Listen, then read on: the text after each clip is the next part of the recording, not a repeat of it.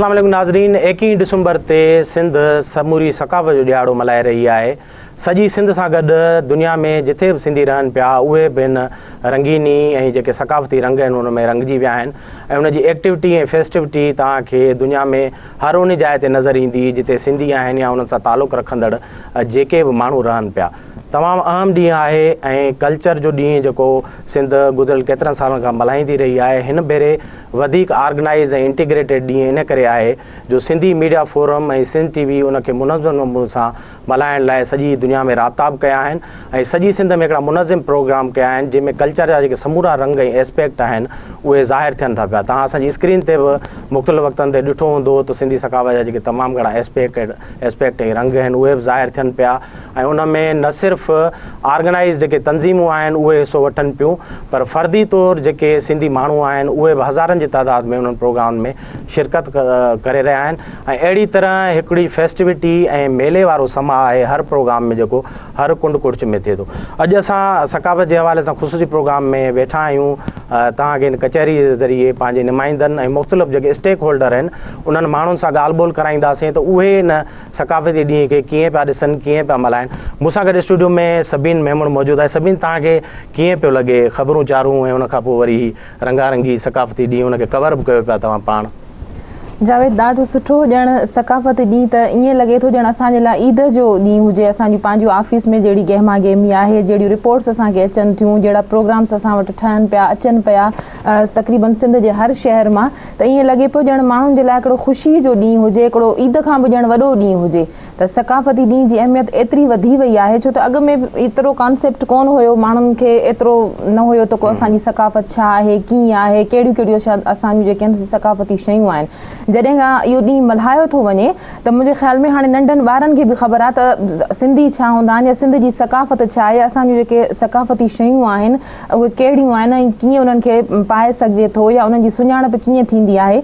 त मुंहिंजे ख़्याल में त जॾहिं खां इहो ॾींहुं मल्हाइजे थो त हर तरफ़ इहे टोपिन ऐं अजरकनि जा रंग ई रंग नज़र था अचनि। सभिनी हीउ जेको ॾींहुं आहे हिन जो क्रेडिट त खोरसा जेके इंडिविजुअल्स आहिनि माण्हू खणनि था पाण ॾांहुं चवनि पिया त हीउ असांजो क्रेडिट आहे, पर बुनियादी तौरु खोड़ अहिड़ा माण्हू हूंदा आहिनि जेके ॾाढा लो प्रोफाइल हूंदा आहिनि ऐं उन्हनि में जेका आहे नेठाई एतिरी हूंदी आहे जो पंहिंजो क्रेडिट कॾहिं बि ज़ाहिर न कंदा आहिनि। असां सां ख़ुशकिस्मती सां लाइन ते हिकिड़ो अहिड़ो इंडिविजुअल सिंधी नौजवान गॾु आहे असां सां जंहिं 2-3 साल अॻु में ही कॉन्सेप्ट ॾिनो हो त हिन खे ऑर्गनाइज़ नमूने में मल्हाइजे, सिंधी सकाफ़त खे ऐं सिंधी माण्हुनि जे सॼे कल्चर खे कीअं इंटीग्रेट करे। हसन पीरज़ादो साहब असां गॾु हैदराबाद में वीडियो लाइन ते मौजूदु आहिनि, असांखे ॿुधनि पिया।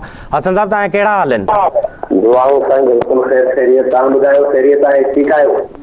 ज़बरदस्त साईं, तव्हां हर पासे उहा रंगीनी पिया ॾिसो, रंगारंगी पिया ॾिसो, सिंधी सकाफ़त जा जेके समूरा रंग आहिनि उहे लठ वांगुरु विखरनि पिया ऐं उन्हनि में तव्हांजो बि हिकिड़ो तमामु वॾो कंट्रीब्यूशन आहे। 2-3 साल अॻु में तव्हां सभ खां पहिरियां तोड़े तव्हांजी नंढी तंज़ीम हुई ऐं तव्हां एज़ इंडिविजुअल तौरु इहो ॾिनो, पर तारीख़ तव्हांखे इहो क्रेडिट सदाईं ॾींदी रहंदी ऐं असां बि अॼोके ॾींहं ते तव्हांखे वरी क्रेडिट ॾियूं था। तव्हांखे इहो कॉन्सेप्ट बेसिकली कीअं आयो तव्हांजे ज़हन में?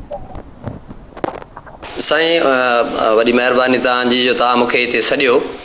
हाणे ॻाल्हि इहा आहे त असां जॾहिं पंहिंजी हिकु नंढड़ी तंज़ीम जे हवाले सां मुख़्तलिफ़ मेड़ाका कंदा रहियासीं, उन में असांजी हिकिड़ी इंडस डेवलपमेंट एसोसिएशन आहे हिकिड़ी तंज़ीम, ॿी असांजी आहे कलाची संगत।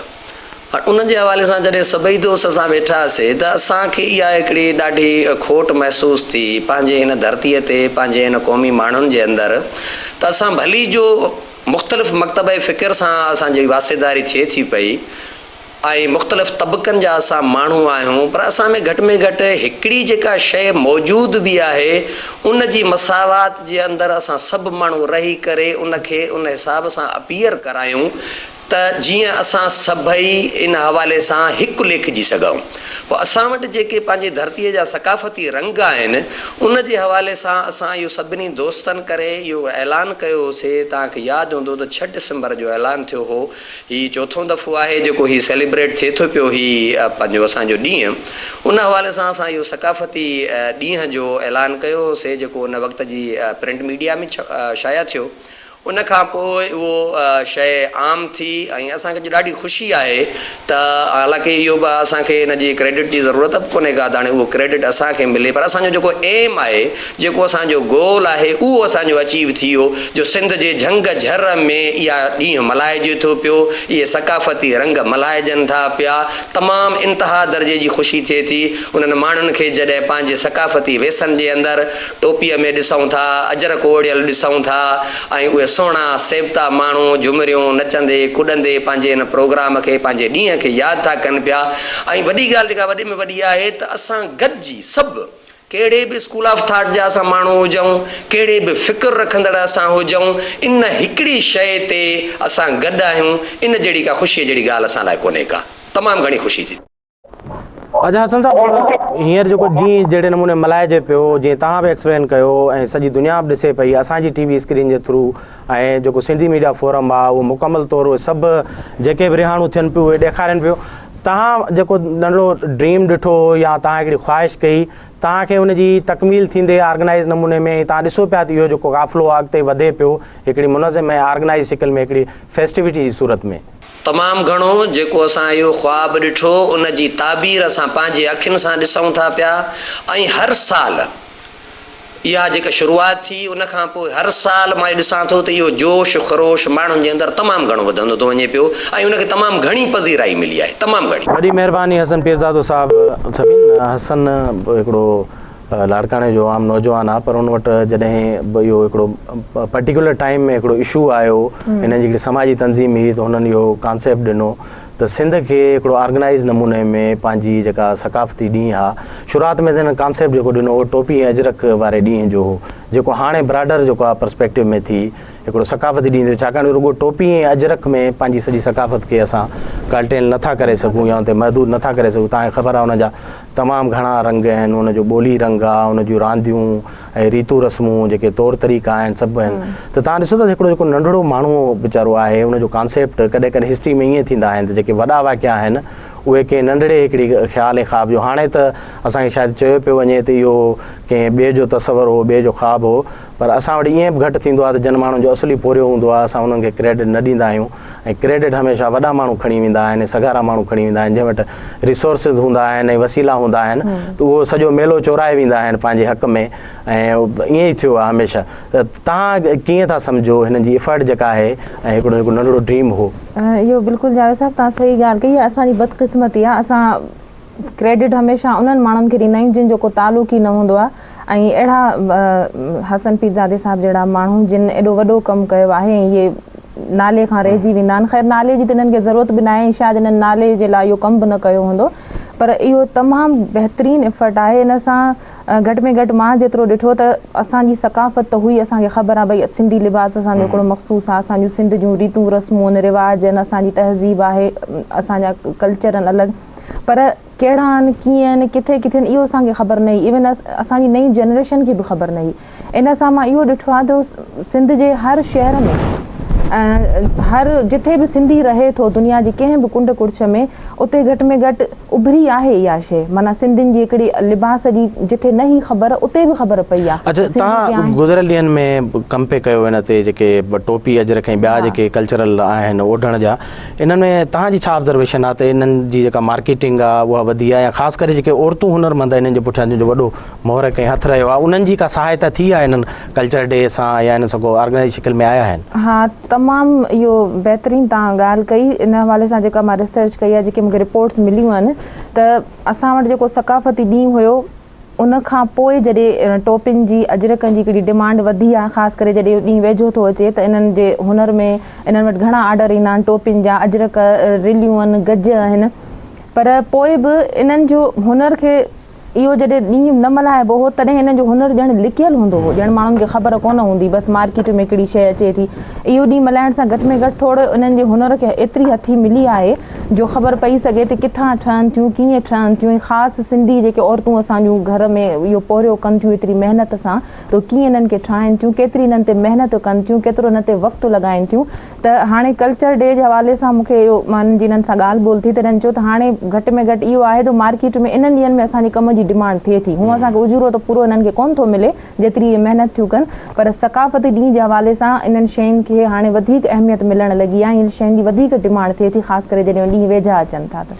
मतिलबु इहो करोड़े माण्हू जॾहिं इहे सभु शयूं पाईंदा, अजरक ऐं टोपियूं, त मुंहिंजे ख़्याल में इहो जेको अॻिते प्रोसेस हलंदो हाणे खां पोइ, जेको हाणे हिन भेरे असांखे वधीक ऑर्गनाइज़ ॾिसण में थो अचे पियो, मुख़्तलिफ़ तंज़ीमूं, अॻे ईअं थींदो त इंडिविजुअली माण्हू वञी हिकु ॿ टोपी अजरक ख़रीद कंदा, पर हाणे तमामु घणियूं ऑर्गनाइज़ेशन्स बि आहिनि जेके ख़ासि आर्डर थियूं ॾियनि उहे सेलिब्रेट करण लाइ। छाकाणि हज़ारे माण्हू जॾहिं इन्वॉल्व थियनि था त इहे आइटम बि नेचुरली जेके आहिनि उहे हज़ारनि जी तादाद में विकबा। ऐं मुंहिंजे ख़्याल में ज़ाहिर आहे उन्हनि औरतुनि जी ऐं जेके आर्टिज़न हुनरमंद इन्हनि सां लाॻापियल आहिनि अजरक ठाहिण में, टोपी ठाहिण में, उन्हनि जी सहायता असांखे नज़र अचे थी। दुनिया में ईअं थियो आहे, यूरोप या सॼो जेके सुधरियल दुनिया आहे उते शयूं इंडस्ट्रियल फार्म में या सनती फार्म में आयूं बि तॾहिं आहिनि जॾहिं उन्हनि जो वाहिपो जेको आहे उहो ऑर्गनाइज़ थियो आहे ऐं उहो बि इन मैकेनिज़म में थियो आहे त जेके मुनज़म गिरोह आहिनि माण्हुनि जा उन मुख़्तलिफ़ फेस्टिवल्स में, कार्निवल्स में, तव्हां यूरोप में ॾिसंदव केतिरा रंगारंग, इवन अहिड़ा बि उते सभिनी कार्निवल ऐं फेस्टिवल थींदा आहिनि जेके शयूं माधूम थी वियूं आहिनि। माना अॼुकल्ह उनजो वाहिपो इस्तेमालु कोन्हे। सिंधी टोपी अजरक त उहा त कॉमन आहे, असांजो हर ॻोठाणो माण्हू ओढे थो, पर यूरोप ऐं अफ्रीका में त अहिड़ा फेस्टिवल आहिनि जिते उहे शयूं हाणे इस्तेमाल में कोन्हनि, पर उन्हनि ॾींहंनि ते उहे सभु कढी ईंदा आहिनि। इवन पखियुनि जा जेके खंभ आहिनि तव्हां ॾिसा हूंदा, उहे मुख़्तलिफ़ माण्हू जिस्मनि ते हणी ईंदा आहिनि। यूरोप जा माण्हू अजीब क़िस्म जूं शिकलूं ऐं अजीब क़िस्म जूं पोशाकूं उन्हनि जे अॿनि ॾाॾनि जूं जेके पथर जे ज़माने जूं उहे पाए ईंदा आहिनि। सभिनी सां गॾु लाइन ते मौजूदु आहे असांजे हैदराबाद जो ब्यूरो चीफ ख़ालिद चांडियो। ख़ालिद इंतिहाई इन्हनि सरगर्मियुनि में मसरूफ़ रहियो आहे, इलाही सरगर्मियूं हुन पाण करायूं आहिनि ऐं हैदराबाद जेको आहे सिंध जो सकाफ़ती कैपिटल आहे, उते ॿोली, अदब, सकाफ़तूं, उन्हनि जा तमामु घणा रंग ऐं असांजी तारीख़ उते भरी पई आहे।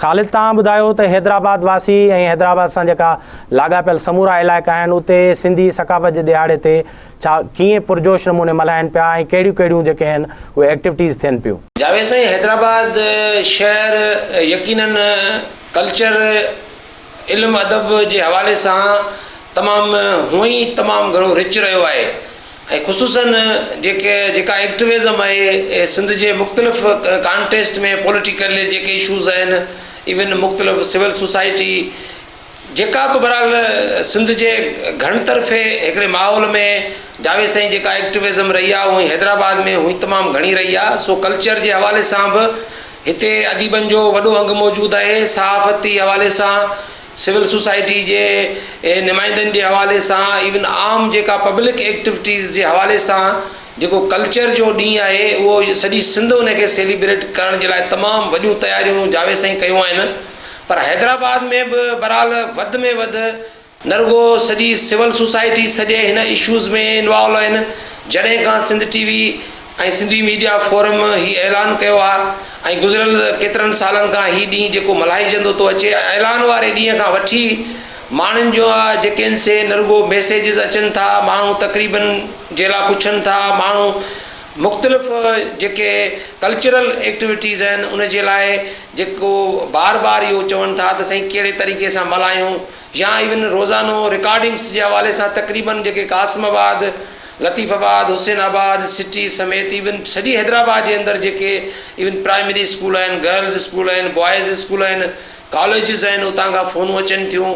रोज़ानो तक़रीबन हर स्कूल कॉलेज में त एक्टिविटीज़ त आहे ई आहे, जंहिंमें टेबलोस थियनि था, स्टेज सजाया वञनि था, इवन तमामु घणी तयारी थिए थी। लिबास जेको सिंधी कल्चर जे हवाले सां टोपी, अजरक आहे, गज आहिनि, या सूसी आहे, या इवन औरतूं जेके कल्चरल जेके लिबास तव्हांखे यकीनन असांजी आबादी जो अधु खां वधीक हिसो आहिनि। इंतिहाई सकाफ़ती जेको मोर्चो आहे उहो घणे भाङे उन्हनि वटि हूंदो आहे। तव्हां सभिनी तव्हां खां पुछणु चाहींदी कुझु इन सिलसिले में? ख़ालिद, इहो ॿुधाइजो त फैमिलीज़ जो रुझान केतिरो था ॾिसो, जेके औरतूं आहिनि, ॿार आहिनि, घरेलू जेके औरतूं आहिनि, उहे हिन ॾींहं खे मल्हाइण जे हवाले सां केतिरो पुरजोश आहिनि, ऐं जेके सकाफ़ती प्रोग्राम थियनि था उन में उन्हनि जो केतिरो हिसो आहे, कीअं थियूं पार्टिसिपेट कनि उहे? सभिनि औरतुनि जो त ज़ाहिर आहे असांजी ॾाढी रिजिड सोसाइटी आहे, ट्रेडिशनल समाज आहे सिंधी समाज।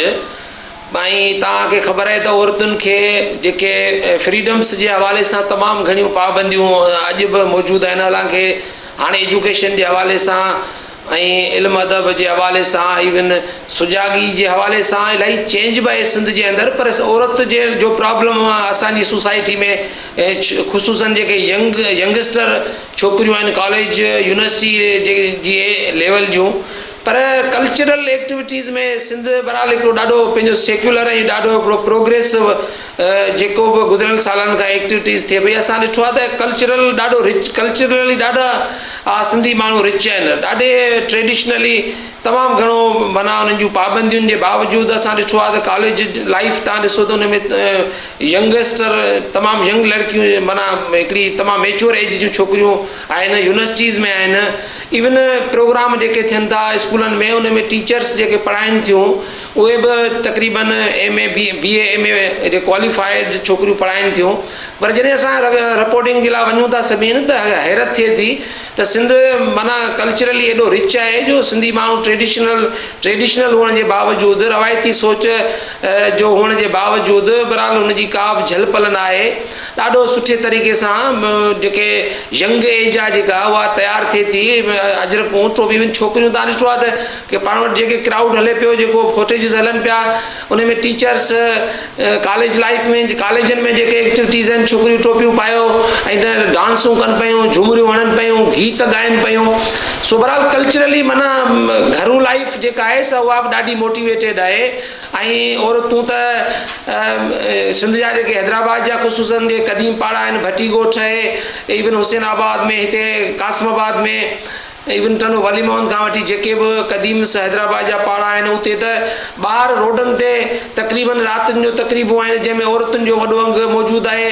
हैदराबाद जी ऐं ख़ासि करे उतां हैदराबाद जो जेके औरतूं आहिनि उहे हिन सकाफ़ती ॾियारे खे कीअं पियूं ॾिसनि, उन बाबति सभिनि इंतिहाई पॉज़िटिव ॻाल्हि आहे कि सिंधी सोसाइटी ट्रांसफॉर्म पई थिए, उन में औरतुनि जो तमामु वॾो किरदारु आहे। अहिड़ा जेके फेस्टिवल्स ऐं कार्निवल्स आहिनि उन्हनि में उन्हनि जो अचणु ऐं रंगारंगीने में इहा ख़ुदि सोसाइटी जी हिकिड़ी अॻिते वधण जी निशानी आहे जो औरतूं असांजी आबादी जेको इंतिहाई घणो ऐं मुतहरिक अंग आहिनि उहे पिणु असां सां गॾु शामिल आहिनि। हिते सभिनी हिकिड़ो वक़फ़े जो टाइम थियो आहे, नाज़रीन वक़फ़े जो टाइम थियो आहे। असां ॻाल्हायूं पिया 21 डिसंबर जेको मरकज़ी ॾींहुं आहे सिंधी सकाफ़त जो मल्हाइण जो, ऐं उनजे आसपास जेके सरगर्मियूं आहिनि, सिंध छा पई कीअं पई सोचे, कीअं पई मल्हाए, ऐं दुनिया कीअं पई मल्हाए, उन ते ॻाल्हि ॿोल कयूं पिया। असां सां गॾु रहिजो।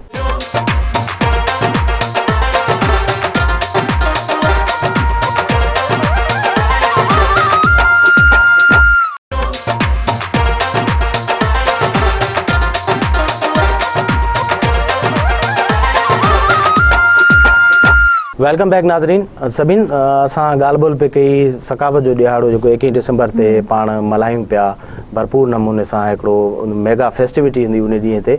ऐं उन ॾींहं खां पहिरीं तव्हां ॾिठो आहे त हफ़्तो थी वियो आहे, उनखां वधीक टाइम थी वियो आहे सॼी सिंध में, पर परॾे में जेके सिंधी रहनि पिया, असांखे सऊदी अरब मां, दुबई मां फीड्स पियूं मिलनि, इवन यूरोप मां, न्यूयॉर्क मां, जितां किथां जिते जिते सिंधी रहनि पिया उते नंढड़ा नंढड़ा मेड़ाका कनि पिया। पर 21 तारीख़ ते हिकिड़ा ऑर्गेनाइज़ मेड़ाका थींदा। तव्हांखे ख़बर आहे हिते बि असांजे मुल्क में जेके असांजा मुख़्तलिफ़ सूबा आहिनि, ख़ासि करे बलूचिस्तान हुनजो गादी वारो हूंदो जेको कोयटा आहे, उते हर साल तमामु भरपूर क़िस्म जो कल्चर डे मल्हायो वेंदो आहे जंहिंमें तमामु घणी सिंधियुनि जी शिरकत थींदी आहे। हींअर इतफ़ाक़ सां कोयटा में डिसंबर आहे, उते सर्दी बि तमामु घणी हूंदी आहे। मूंखे बि इतफ़ाक़ थियो आहे, मां उते रहियो आहियां, मां इहे कल्चर डे उते मल्हाया आहिनि। ॾाढो जज़्बो हूंदो आहे, तमामु घणी थधि हूंदी आहे, उन बावजूदि बि तमामु घणा माण्हू उते शिरकत कंदा आहिनि।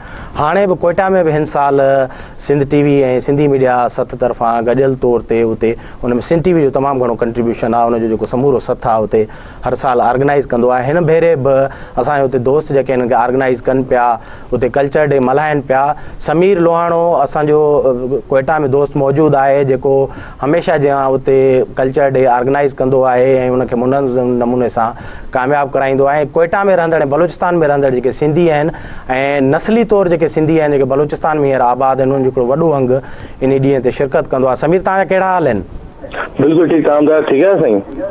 सर्दी हूंदी कोयटा में तमामु घणी, ॿुधायो कीअं तयारियूं तव्हांजूं सकाफ़ती ॾींहं हमेशह भरपूर नमूने सां मल्हाईंदा हो? सर्दी हूंदी आहे पर इहे नाच, क़ौमी गीत ऐं फेस्टिविटी सॼी हूंदी आहे, हिन भेरे छा पिया कयो? हिन भेरे बि साॻी जो जज़्बे सां अहिड़े प्रोग्राम खे मल्हायूं पिया वञूं, पर हिन भेरे अञा जो जज़्बा वधी विया आहिनि।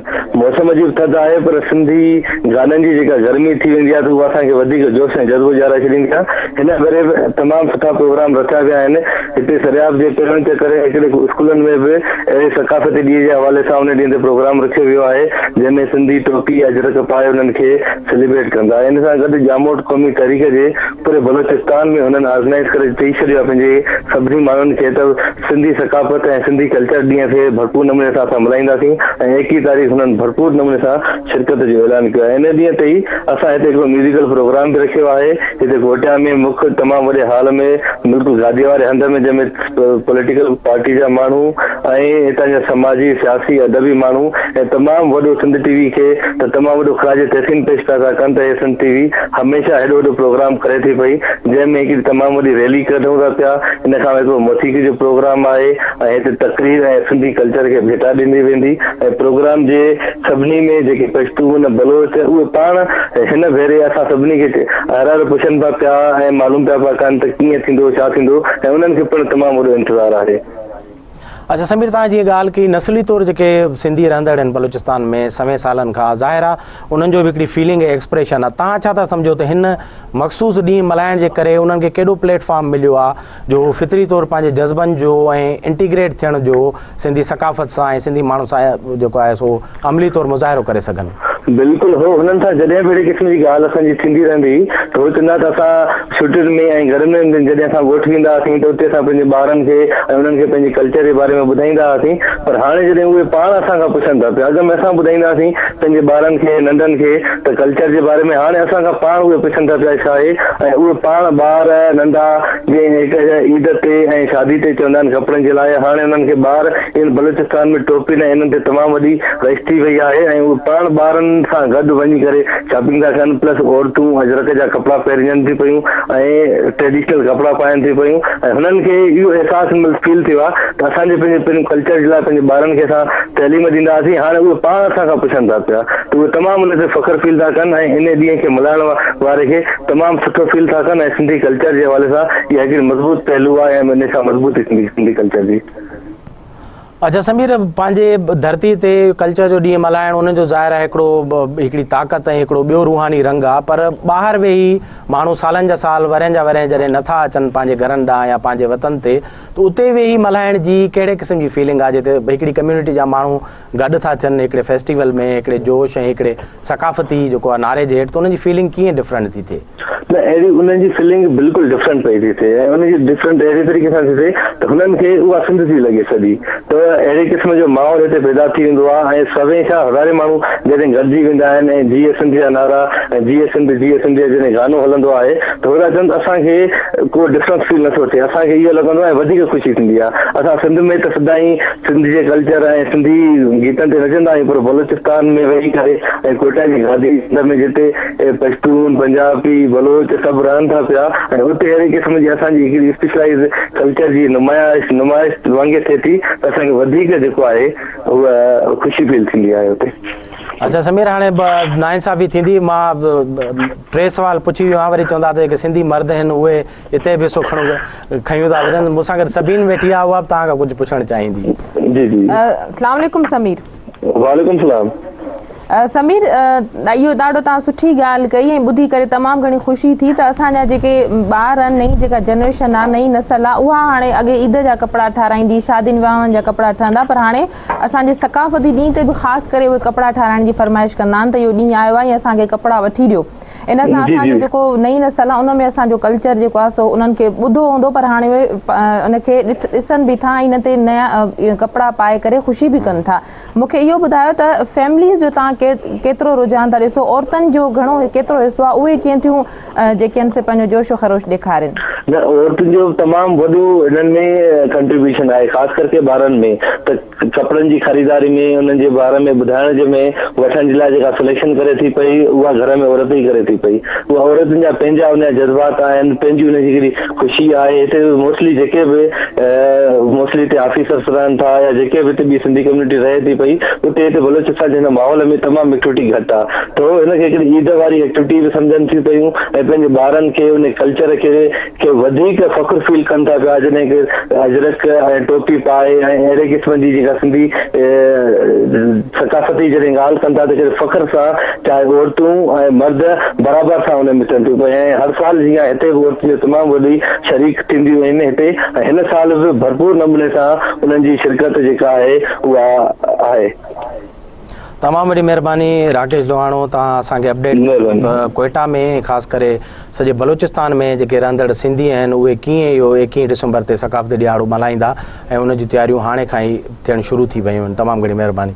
सभिनि मूं जीअं ॻाल्हि कई पए त मेनलैंड जेका पंहिंजी धरती आहे हिते असीं सभु पाण रहूं पिया त हिते हिकिड़ी जुदा फील आहे, पर जेके ॿाहिरि माण्हू रहनि था हाणे कोयटा बि असां 10 कलाकनि जी जेका आहे सा रोड जी मुसाफ़िरी आहे ऐं 1.5-2 कलाक जो हवाई सफ़र आहे, उते माण्हू वरियनि ताईं नथा अचनि। जेके कमकार कंदड़ माण्हू आहिनि उन्हनि खे सालियानी मोकल थींदी आहे त मूं पाण उते फील कयो आहे हिकिड़ी डिफरेंट क़िस्म जी फीलिंग हूंदी आहे, माण्हू इंतज़ारु कंदा आहिनि कल्चर डे जो। ऐं सिंध टीवी त हाणे उते हिकिड़ी रिवायत विझी छॾी आहे इन ॾींहं खे ऑर्गेनाइज़ करण जी बाज़ाब्ता तौर ते, ऐं जेके बि नंढड़ा वॾा फंक्शन थींदा आहिनि उहे सिंध टीवी ऑर्गेनाइज़ कंदी आहे। ऐं जेको मर्कज़ी फंक्शन आहे जीअं 21 डिसंबर ते थियणो आहे जीअं समीर असांखे ॿुधायो त उहो बि उन ॾींहं ते सिंध टीवी कंदी। हिकिड़ो डिफरेंट जेका आहे सा फील आहे। ॿियो हिकिड़ो इन जो एस्पेक्ट आहे सभिनि त जेको असां जेको सकाफ़ती ॾींहं मल्हायूं पिया पंहिंजी सिंध में उन्हनि जा हिकिड़ो रंग जेके आहिनि उहे मुख़्तलिफ़ पिया थियनि। पाण सवेर ॿोली जी ॻाल्हि कई त तव्हां ॾिठो हूंदो त केतिरा असांजा जेके मुशाइरा ऐं सुगड़नि जूं कचहरियूं जेके आहिनि उहे थियूं आहिनि।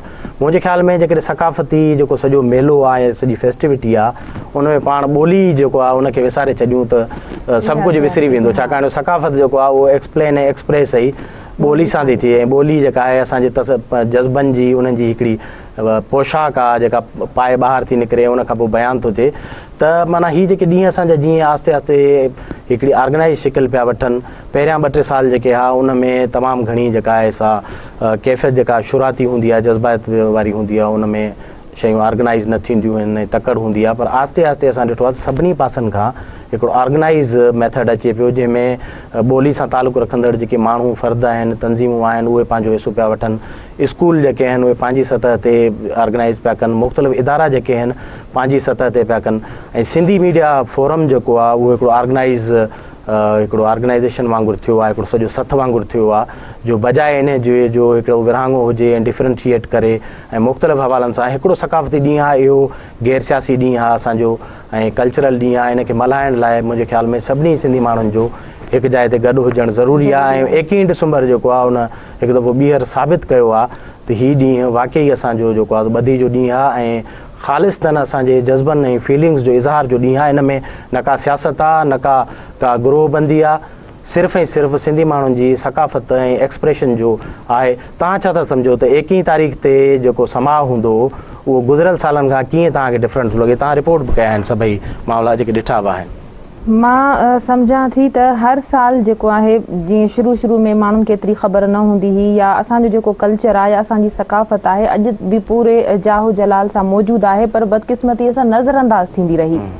पर हाणे जेको कुझु सालनि खां इहो सकाफ़ती ॾींहुं उजागर थियो आहे सिंध टीवी पारां ऐं असां मल्हायूं था एॾे जोशो ख़रोश सां, त इहो आहे जो जिन माण्हुनि खे ख़बर न हुई या जेके नज़रअंदाज़ कंदा हुआ उहे बि हाणे मजबूर थी विया आहिनि। एॾो असां जोशो जज़्बो ॾिसंदा आहिनि उहे पंहिंजे इर्द गिर्द या एॾी ख़ूबसूरत असांजी जेका ड्रेस आहे या असांजी जेका सकाफ़त आहे त उहो पाण बि उन में पार्टिसिपेट कंदा आहिनि। मुख़्तलिफ़ ॿोलियुनि वारा मुख़्तलिफ़ नसलनि सां तालुक़ु रखण वारा, माना को फ़र्क़ु नथो थिए। ऐं जेका नई जनरेशन आहे नई नसल आहे उन्हनि में बि उत्साह पैदा थो थिए, उन्हनि खे बि हूंदो आहे त ॼण असां पायूं तयारु थियूं वञूं ऐं पंहिंजे सिंधी जेका सकाफ़त आहे पंहिंजा जेके सॉन्ग्स आहिनि उन्हनि ते असां डांस कयूं। जीअं कोयटा में असांखे ॿुधायूं त पठान ऐं बलोच जेके आहिनि उहे मूं पाण बि ॾिठो आहे उते तमामु वॾे शौक़ सां ईंदा आहिनि, उते डांस बि कंदा आहिनि ऐं नचंदा आहिनि अची हिन सॼे प्रोग्राम में, बल्कि सॼो साल हुनजो इंतज़ारु कंदा आहिनि।